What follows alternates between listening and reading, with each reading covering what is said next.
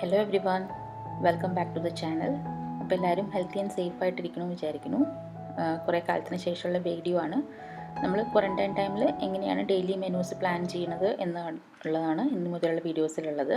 അപ്പോൾ ഡേ 1 ഇന്നത്തെ ബ്രേക്ക്ഫാസ്റ്റ് എന്ന് പറയുന്നത് ഓട്സ് ദോശയും കോക്കനട്ട് ചട്നിയാണ്. തേങ്ങ ചമ്മന്തിയും ഓട്സ് ദോശയും. ഓട്സ് വെച്ചിട്ട് എങ്ങനെയാണ് നമുക്ക് ദോശ ഉണ്ടാക്കാൻ നോക്കാം. ഞാനിവിടെ ഒരു ബൗളിലേക്ക് ഒരു അരക്കപ്പ് റവ ഇട്ടിട്ടുണ്ട്. വറുത്ത റവയായാലും കുഴപ്പമില്ല, വറുക്കാത്ത റവയായാലും കുഴപ്പമില്ല. അതിൻ്റെ കൂടെ ഒരു 1/4 കപ്പോളം അരിപ്പൊടി ചേർത്ത് കൊടുത്തിട്ടുണ്ട്. പിന്നെ നമ്മൾ ചേർത്ത് കൊടുക്കുന്നത് തൈരാണ്.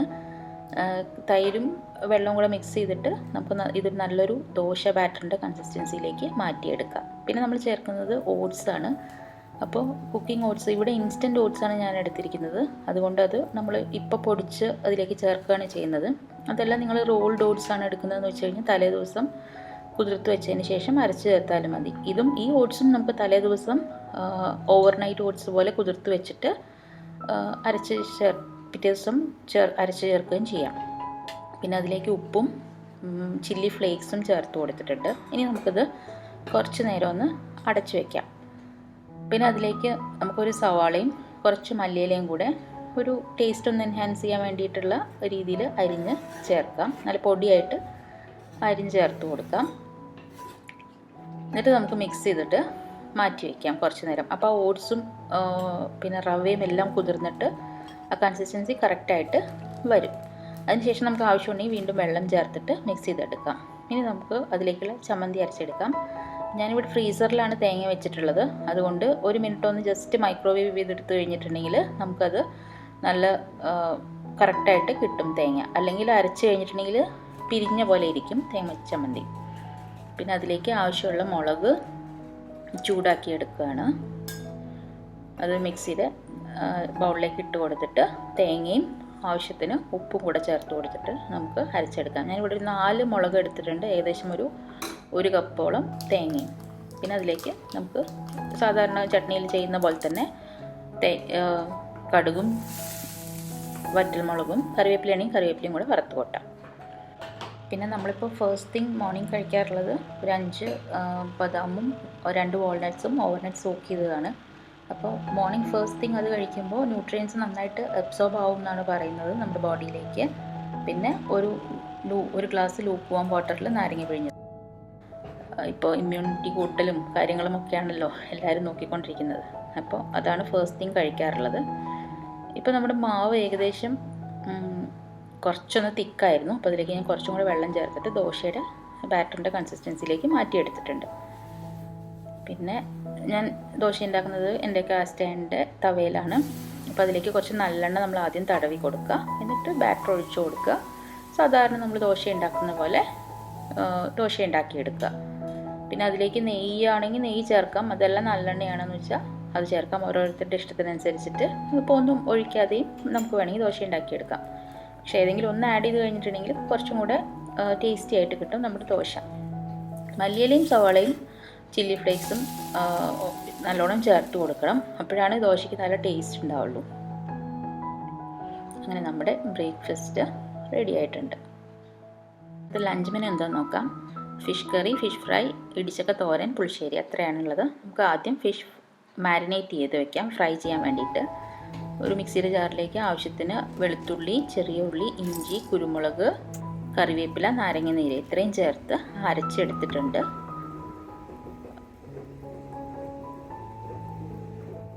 പിന്നെ എന്തെങ്കിലും ഒരു ചട്ടി ഒരു ബൗളോ എന്തിലേക്കെങ്കിലും നമുക്ക് പൊടികൾ ചേർത്ത് കൊടുക്കാം. മുളക് പൊടി, മഞ്ഞൾപ്പൊടി, പിന്നെ കാശ്മീരി ചില്ലിയാണ് എടുത്തിരിക്കുന്നത്. അതിലേക്ക് നമ്മൾ അരച്ചു വെച്ച പേസ്റ്റും കൂടെ ചേർത്ത് കൊടുത്തിട്ട് നന്നായിട്ട് മിക്സ് ചെയ്തെടുക്കാം. ഉപ്പും ചേർത്ത് കൊടുക്കണം.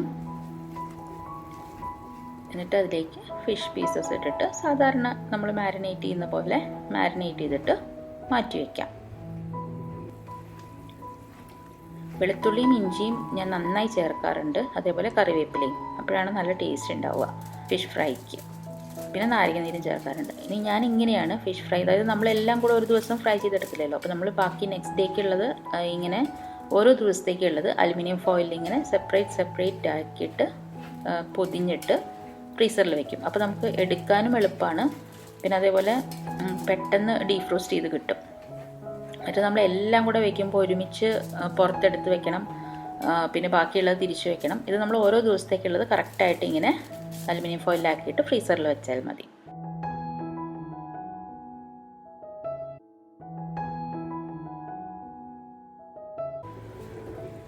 പിന്നെ ഇനി മീൻ കറിയാണ്, മീൻ വറ്റിച്ചതാണ്. അപ്പോൾ ആദ്യം കുടംപുളി നമ്മൾ കുറച്ച് വെള്ളത്തിലിട്ട് തിളപ്പിച്ചെടുക്കുകയാണ്. എന്നിട്ട് ആ വെള്ളമാണ് നമ്മൾ യൂസ് ചെയ്യുന്നത്, ഒരു 2-3 കുടംപുളി. അങ്ങനെയാണ് കറി ഉണ്ടാക്കുന്നത്. ചട്ടി വെച്ചിട്ടുണ്ട്, വെളിച്ചെണ്ണ ഒഴിച്ചു, കടുക്, ഉലുവ, അതിലേക്ക് നിറയെ ഇഞ്ചിയും വെളുത്തുള്ളിയും ചതച്ചതാണ്. ഫിഷ് കറി ഉണ്ടാക്കുന്നത് ഏട്ടനാണ്. അപ്പോൾ ഇന്ന് ഇവിടെ ഹോളിഡേ ആണ്, അതുകൊണ്ട് ആളുണ്ട് കിച്ചണിൽ സഹായത്തിന്. ഇഷ്ടമാണ് കുക്കിംഗ്, അതുകൊണ്ട് നന്നായിട്ട് ഹെൽപ്പ് ചെയ്യാൻ വരും. പിന്നെ അതിലേക്ക് മഞ്ഞൾപ്പൊടി, മുളക് പൊടി, കശ്മീരി ചില്ലി പൗഡർ ഇത്രയാണ് ചേർത്തിരിക്കുന്നത്. എന്നിട്ട് നന്നായിട്ട് ആ മസാലയുടെ പച്ചമണം മാറുന്നത് വരെ നമുക്ക് നന്നായിട്ട് വഴറ്റിയെടുക്കാം. ആവശ്യത്തിന് ഉപ്പ് ചേർത്ത് കൊടുത്തിട്ടുണ്ട്. പിന്നെ നമ്മൾ ചേർത്ത് കൊടുക്കുന്നത് കുടംപുളി തിളപ്പിച്ച വെള്ളമാണ്. ഒരു 2-3 കുടംപുളിയും കൂടെ നമുക്ക് അതിൻ്റെ കൂടെ ചേർത്ത് കൊടുക്കാം. ആവശ്യത്തിന് കറിവേപ്പില നന്നായി മിക്സ് ചെയ്തിട്ട് ഇത് നന്നായിട്ട് തിളയ്ക്കുന്നത് വരെ വെയിറ്റ് ചെയ്യണം. തിളച്ച് കഴിഞ്ഞിട്ടുണ്ടെങ്കിൽ നമുക്കതിലേക്ക് ഫിഷ് പീസസ് ചേർത്ത് കൊടുക്കാം. അടച്ചു വെച്ചിട്ട് നമുക്ക് വേവിച്ചെടുക്കാം, വറ്റിച്ചെടുക്കാം. അതാണ് മീൻ വറ്റിച്ചത്. അങ്ങനെ നമ്മുടെ മീൻ കറി റെഡിയായി. പിന്നെ അതിലേക്ക് ആവശ്യത്തിന് കുറച്ച് കറിവേപ്പിലയും പച്ചവെളിച്ചെണ്ണയും കൂടെ ഒഴിച്ചെടുക്കണം ആവശ്യം. ഇനി നമുക്കൊരു പുളിശ്ശേരി ഉണ്ടാക്കാം. ഒരു പാൻ വെച്ചിട്ട് കുറച്ച് വെളിച്ചെണ്ണ ഒഴിച്ചിട്ട് 2-3 വറ്റൽ മുളകും ഒരു 3-4 ചെറിയ ഉള്ളിയല്ല വെളുത്തുള്ളി അരിഞ്ഞതും കൂടെ ചേർത്ത് കൊടുക്കാം. പിന്നെ അതിലേക്ക് നമുക്ക് ആ വെളുത്തുള്ളി ഒന്ന് മൂത്ത് വരുമ്പോൾ കുറച്ച് മഞ്ഞൾപ്പൊടി ചേർത്ത് കൊടുക്കാം. നന്നായി മിക്സ് ചെയ്യാം. ഫ്ലെയിം വളരെ സിമ്മിൽ വെച്ചിട്ട് നമുക്കതിലേക്ക് തൈര് നന്നായിട്ട് ഒന്ന് മിക്സിയിൽ ചെറുതായിട്ടൊന്ന് ബീറ്റ് ചെയ്തിട്ട് ചേർത്ത് കൊടുക്കാം. അല്ലെങ്കിൽ ഫോർക്ക് വെച്ചിട്ടോ എന്തെങ്കിലും വെച്ചിട്ട് നന്നായിട്ടൊന്ന് ബീറ്റ് ചെയ്തിട്ട് കട്ടയില്ലാതെ ചേർത്ത് കൊടുത്താൽ മതി. എന്നിട്ട് കണ്ടിന്യൂസ് ആയിട്ട് ഇളക്കി കൊടുത്തുകൊണ്ടിരിക്കണം, ഇല്ലെങ്കിൽ തൈര് പിരിഞ്ഞു പോകും. പിന്നെ ഫ്ലെയിം എപ്പോഴും ഭയങ്കര ലോയിൽ വെക്കാനും കൂടെ ശ്രദ്ധിക്കണം.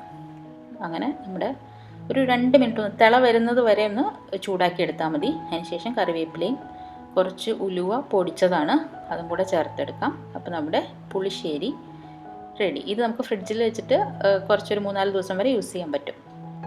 ഒരാഴ്ച വരെയൊക്കെ ഫ്രിഡ്ജിൽ വെച്ചിട്ട് യൂസ് ചെയ്യുന്നവരുണ്ട്. ഇനി നമ്മൾ ഇടിച്ചക്ക തോരൻ ഉണ്ടാക്കാം.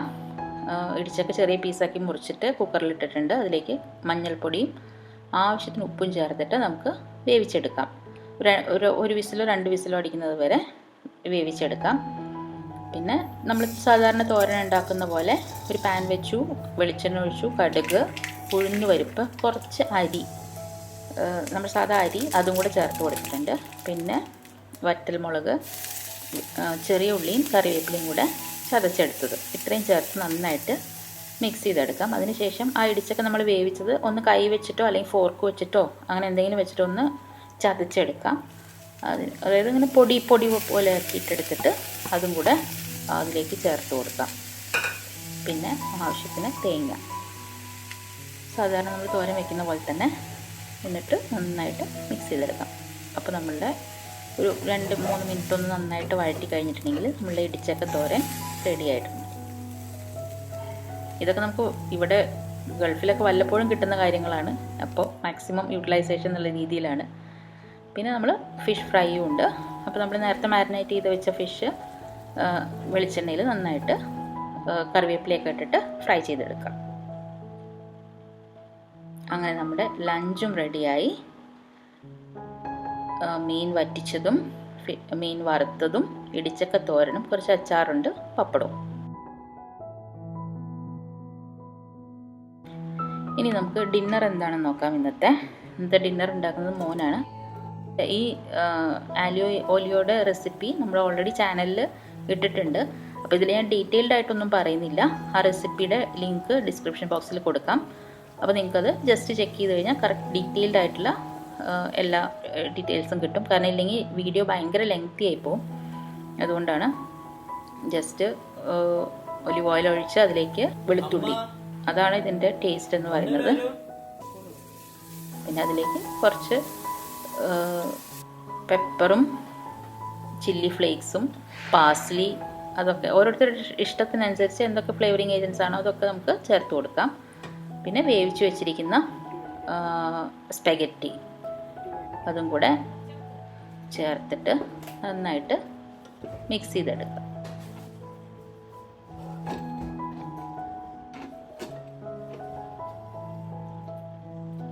കുറച്ച് നാരങ്ങ നീരും ബട്ടറും ലാസ്റ്റ് ചേർക്കുന്നുണ്ട്. അപ്പോൾ ഓരോ പ്രാവശ്യം ഉണ്ടാക്കുമ്പോഴും ഓരോരോ അഡീഷൻസ് ഉണ്ടാവും. അപ്പോൾ ഒരു ബേസിക് റെസിപ്പി നമ്മൾ ചാനലിൽ ഓൾറെഡി അപ്ലോഡ് ചെയ്തിട്ടുണ്ട്. അതിൻ്റെ ലിങ്ക് ഞാൻ ഡിസ്ക്രിപ്ഷൻ ബോക്സിൽ കൊടുക്കാം. അപ്പോൾ അത് നോക്കിക്കഴിഞ്ഞാൽ മതി. പിന്നെ പാസ്ത വേവിക്കുന്നത് പാസ്തയുടെ ആ കവറിൻ്റെ മുകളിലുണ്ടാവും എത്ര മിനിറ്റാണ് അത് വേവിച്ചെടുക്കേണ്ടതെന്ന്. അപ്പോൾ അതിനനുസരിച്ച് വേവിച്ചെടുത്താൽ മതി. കുറച്ച് ഒലിവ് ഓയിലും ഉപ്പും കൂടെ ആ നമ്മൾ വേവിക്കുന്ന വെള്ളത്തിലേക്ക് ചേർത്ത് കൊടുത്താൽ മതി. ലാസ്റ്റ് കുറച്ച് പാംസൺ ചീസാണ് ചേർത്തിരിക്കുന്നത്. അങ്ങനെ നമ്മുടെ ഡിന്നറും ഇവിടെ റെഡി ആയിട്ടുണ്ട്. അപ്പോൾ എല്ലാവർക്കും ചാനലിലെ ഈ പുതിയ സെഗ്മെൻറ്റ് ഇഷ്ടമായി എന്ന് വിചാരിക്കുന്നു. ഇതിനെക്കുറിച്ചിട്ടുള്ള അഭിപ്രായങ്ങൾ കമൻറ്റ് ബോക്സിൽ അറിയിക്കണം. പിന്നെ സബ്സ്ക്രൈബ് ചെയ്യാത്തവർ സബ്സ്ക്രൈബ് ചെയ്യൂ. ഫ്രണ്ട്സും ഒക്കെ ആയിട്ട് ഹെൽപ്ഫുൾ ആവുമെന്ന് തോന്നുന്നുണ്ടെങ്കിൽ ഷെയർ ചെയ്യാനും മറക്കരുത്. Thank you for watching.